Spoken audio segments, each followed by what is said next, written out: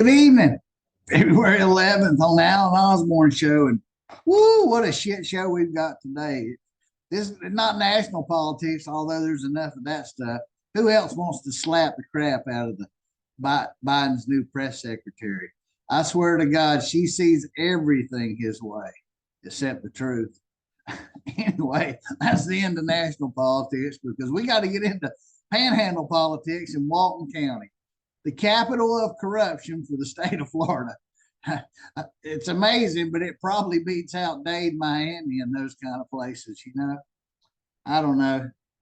So let's go over what's going on lately in Walton County and get an update. Well, you know, probably we got to deal with old Beavis and Butthead. Yep, this is Boots and Barker for probably their last meeting together because this is what they're like on the inside. They may look like this on the outside. Boots has a question. But on the inside, it's like this. It should be Barker's last meeting at the county because he's going to resign and go to to work for the city of Defuniak. Boy, you people in Defuniak, I hope you enjoy him. Let's see, his job record of what's the longest you ever stayed anywhere, Mike? About 4 or 5 years. You didn't even make it halfway through your term, really, and you quit already. This guy's about $1 and his dingleberry because he's hanging it out, shaking his dingle dangle. That's what's got him in trouble. And that's really, I think he's running for a job that he can't be embarrassed on, but he's going to get embarrassed anyway because this lawsuit with him and Boots and the firing and other things, this stuff's not going away. So this should be Barker's last meeting this coming Tuesday where we see him quit, and then the politics of who will the governor appoint as his replacement. And they say this guy Schilling or somebody.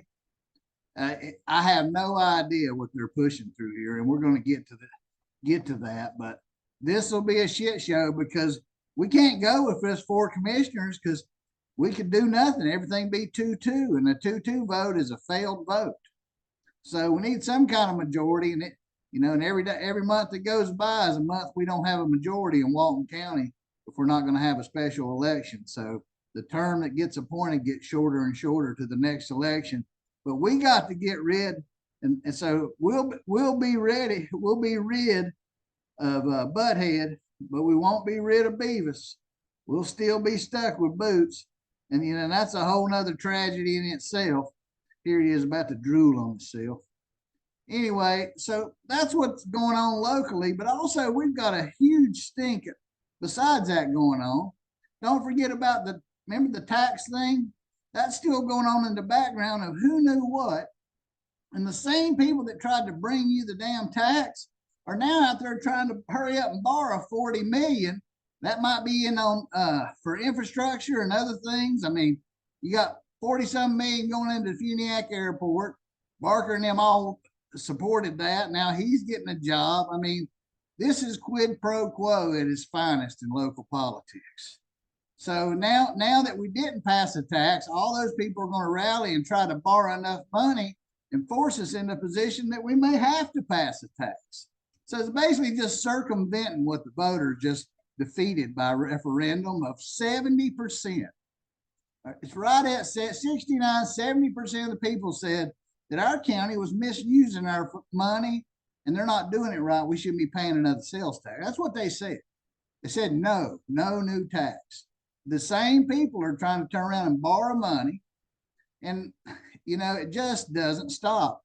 And here's part of the problem: the recycle problem from the Walton County Sheriff's Department. Now, all these guys are involved in this mess: the firing of Sunday, all the stuff with Larry, the firing of Dee Dee, the purchase card scam, the Maxwell lawsuit, all the crap going on with Trey. High Note's bringing one shortly. And now we have Pervert Gate, where somebody from the Walton County Sheriff's Department, who they all are part of, and it drifts back, believe it or not, to the tax collector's office. The latest scandal is we've had a school resource officer arrested or fired. Now, understand charged. But the question is, what is his relation and who is Artie? Artie was at the sheriff's department, went to the tax collector's office, now comes back to the sheriff's department. And I believe being the resource officer for the same school that old Godwin was with. Now, who did Godwin work for? Godwin worked for Rhonda. Artie worked for Rhonda and the sheriff's department, and Godwin went from Rhonda back to the sheriff's department. Something is up here. But I'm going to tell you, folks, there's more to the story on some of that, because I've got some recordings I've had for a while. February 7th, 2020. This is Rhonda.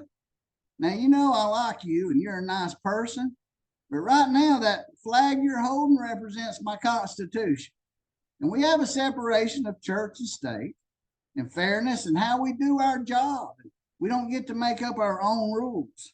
But I've got audios from February of 2020 that on the clock, you as an elected official and other people and employees of the Walton County Tax Collector's Office were prophesied to in their counseling of doing their job. And this stuff, Rhonda, is pretty sketchy. In fact, Artie Rodriguez, I believe to be Catholic, was being prophesied to by Pentecostal preachers. Now, and they even had the nerve at one point said that to mention they didn't know about his upbringing. Well, his upbringing was a different practice of religion. So to bring him in on government time and talk about how his success, some of the things talked about in this audio is maybe your upbringing didn't allow you to uplift God. Now, this was the counseling given to Artie while he was at the tax collector's office, Rhonda. And then, you know, here's what's so disingenuous. And I'm going to publish this recording on Facebook. I'm happy to publish these recordings because they're not private. Hell, I got them. And this was on government time. Employees were getting paid, and even they referenced their email addresses at the tax collector's office during it. But here's what's so disingenuous about this bull crap. You go listen to it. I think it's Faye who's talking. It could be Mel Ponder or Pastor Jimmy. I'm trying to get all the players straight because it's an audio. And I hear Rhonda on there and Artie, and it's identified by date, who they're there and what they're there for. But this pastor has the nerve to ask Mr. Rodriguez, does he have children?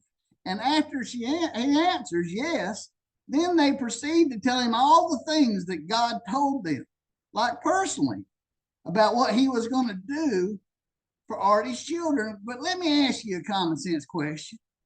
If God had told them all these things about Artie's children, like they claim they had, why would they have asked Artie first if he had any? Wouldn't have God known that?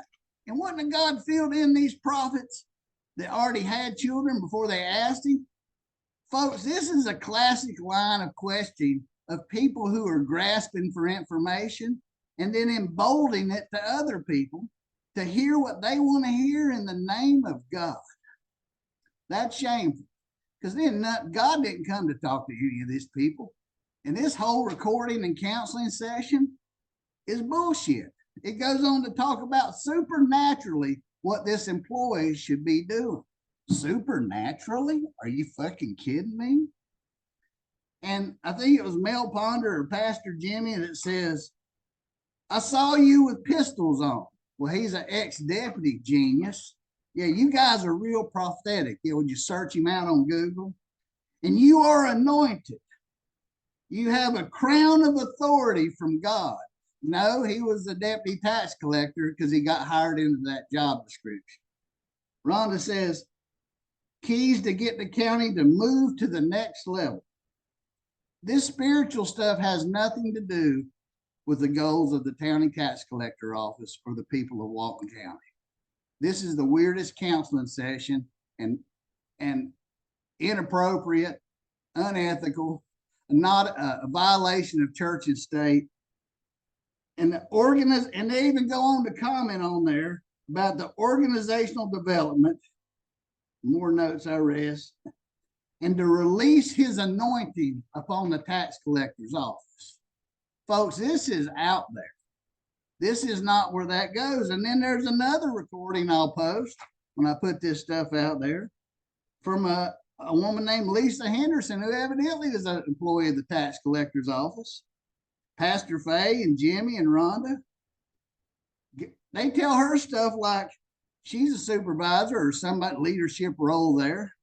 They talk about that also. God takes you to a cliff and tells you to jump. Boy, I hope God doesn't show up and take me to the cliff and tell me to jump, because I'm going to ask him what I did wrong. They spend 6 minutes, this minister does, after meeting this woman, Lisa, telling them what God told him about Lisa. Who believes this? This prophesizing. This is a bunch of people getting around and power playing people and suckering them for bits of information and then embellishing on it. This is the obvious. And then Pastor Faye goes into 5 minutes asking about what she's hiding from her childhood. Well, she's digging for info because she can say, well, God told me about that too. I mean, this kind of organized horse shit has no business in government. And it makes me wonder, what is the connection between Artie, the sheriff, Corey? You know, what was going on here, spokesman Mike? Tell us is there a connection with all this stuff? I mean, inquiring minds want to know. All this county crap circled around these guys. This is all just garbage. And this guy's part of it. But these are questions we need answered. Is prophesizing belong in the execution of our laws and daily business in the county government? Is that what we need? Or is it 3 blind mice to lead us into nowhere? These are questions I cannot answer, and you can't make this shit up. Watch on Facebook on those sites, and I'll post those audio recordings. But until then, you know I'm telling the truth. Or why didn't somebody sue me and say, that's not true, Alan? You know why? Because I'm going to produce a document and say, well, that's your words. Remember, I'm not writing this script. I'm simply looking at the evidence, reading the words on paper, and watching the videos of the actions of these people. And there's a problem out there. And we just need the truth sometimes. I mean, the world's hard enough. We need a little bit of fair government. And Lord, we need to follow the Constitution the best we can. All this group dividing and all those other things, that ain't getting us a damn place. And that's the way it was on the Alan Osborne Show. 11 February 2023. I'll see you next time. You can't make this shit up.